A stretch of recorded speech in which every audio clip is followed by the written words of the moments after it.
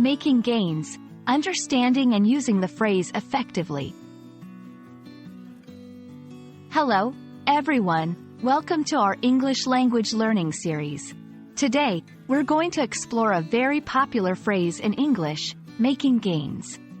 This phrase is widely used in various contexts, and understanding its meaning and usage can really enrich your English vocabulary. So, let's dive in and make some gains in our language learning journey. Making gains refers to the process of improving, progressing, or achieving success in a certain area.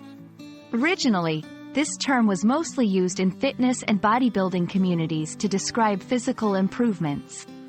However, nowadays, it's used in a broader sense. It can refer to advancements in personal skills, financial growth, academic achievements, or any other area where progress can be measured. For example, in fitness, he is really making gains at the gym. In finance, her investments are making significant gains. In personal development, she's making gains in her public speaking skills. Let's look at how to use making gains in everyday conversation. This phrase is generally used as a verb phrase, often in the continuous tense, to indicate ongoing progress. Examples: I've been making gains in learning English recently.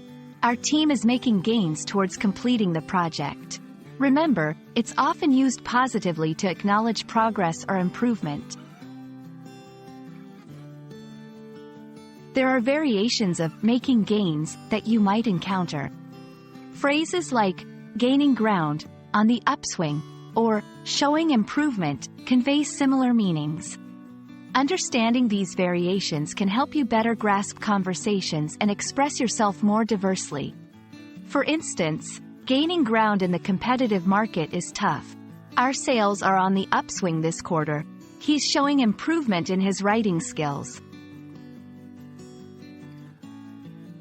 I hope this video helps you understand and use making gains confidently in your conversations and writings. Remember, language learning is all about making small gains every day. Keep practicing, and soon you'll see your efforts paying off.